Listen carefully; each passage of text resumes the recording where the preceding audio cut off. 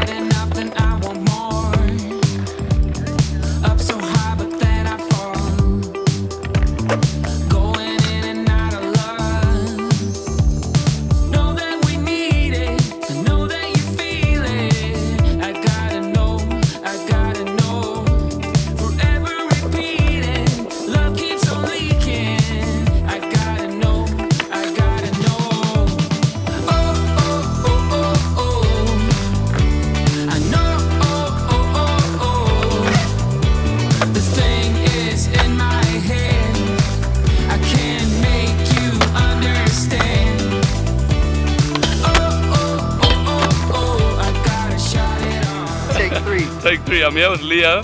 Not only does he have the coolest Vans ever.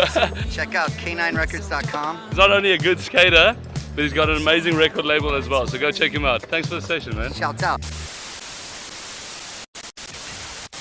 Yesterday I did something pretty interesting and scary at the same time. Being the amazing tech guru that I am, I never actually knew that there's a place on your phone where you can see the amount of time that you spend on all the different apps. And needless to say, when I eventually figured this out, I was shocked. Honestly, I couldn't believe the amount of time that I spend on my phone during the day. It's crazy.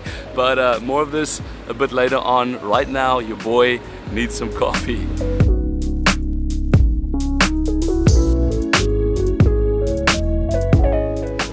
For now, iced coffee will have to do because it's so hot, but I want to run an idea by you guys.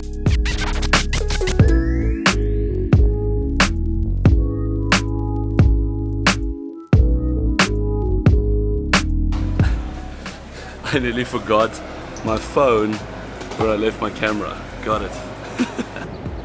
This is actually something that's had me thinking for quite some time now, and I think, you know, as human beings, we have this obvious need to consume.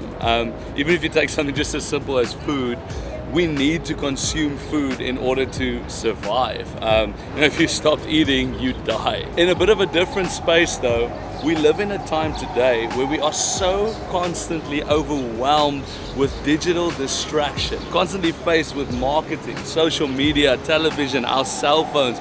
And in all of this, we've pretty much become over-consumers. A couple of days ago, I was having a conversation with this amazing friend of mine, and he actually mentioned this thing of consuming less and producing more. And as soon as he said it, it struck me. And specifically after going to see how much time I actually spend on my phone, I realized that I'm actually consuming a lot more than what I should be and producing a lot less than what I actually should be. So this is a few useful, very helpful, cool and fun tips and facts about consuming less and producing more. This is probably really obvious, but we need to drastically limit our distractions. I think it all starts with being intentional. Take a moment to actually assess how much time you spend consuming on things like social media or your cell phone or television or whatever it might be, and then make an effort to either limit or decrease that. One of the things about living in New York for about a month is that you actually have to go out and buy groceries instead of eating out every day, which we still kind of do. But I'm on my way now to meet up with Shantae and my sister. We're gonna go get some groceries for the rest of the week. Another point that actually goes with the first one is having the ability to monitor what it is you actually are consuming. I do want to say that I really have nothing against consuming, and if I did, I wouldn't be making these videos at all. But I do think we need to ask ourselves, when it comes to the majority of what we're consuming, does it make us better? Is it purposeful? Does it energize us, or does it actually just drain us?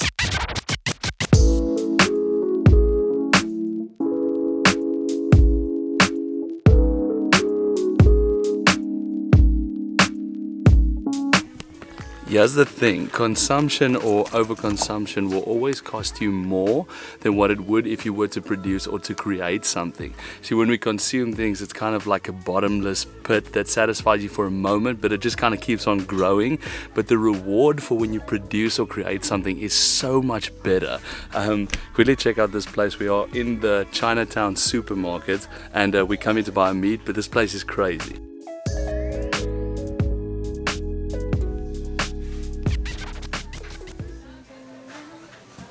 This is the vegetable section and check out the meat.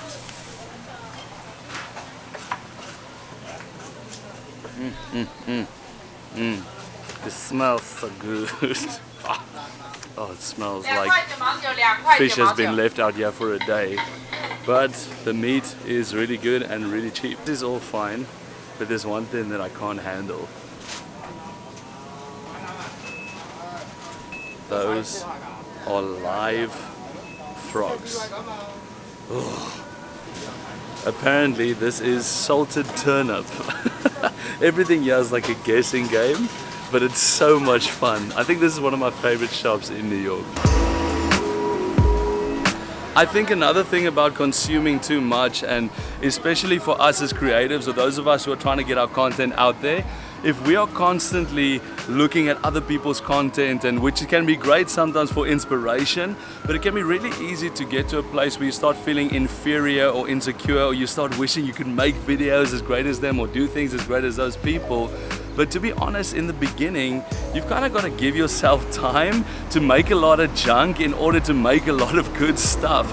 And that's where you have to start focusing on finding your voice rather than trying to mimic the voice of others. And you know, by no means when I say you've got to allow yourself to make junk, do I mean that we shouldn't strive for excellence in everything that we do. But I think I've also struggled with this thing sometimes, is we can be so hard on ourselves that it eventually cripples us and we end up not putting anything out there, where sometimes done is just better than perfect, because as you kind of just keep on going, that's when you progress and start doing better. I think if you go look at anyone that is great right now in their skill or their craft, if you look at the stuff that they produced in the beginning, very rarely was it amazing, but as they just kind of kept going, it started getting better. Babe? Yeah? How much time a day would you say you spend on social media? None. I read the newspaper. Okay, whatever. Sam, update, where are we going right now? We're going home. And then? And we're going to Domino Park.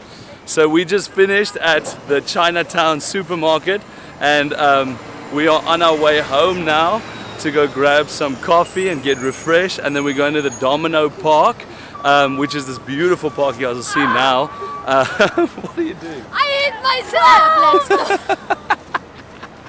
Prime content with these two. But it's a beautiful park, and when we get there we're going to try and take a couple of photos.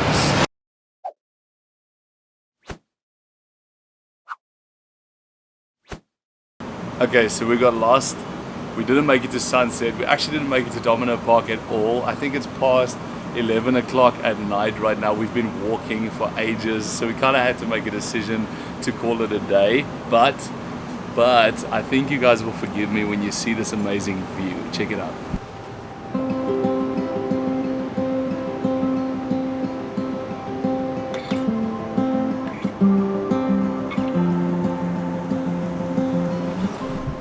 I think this beats Domino Park by just a little. I'm so tired right now. I hope any of what I say makes sense.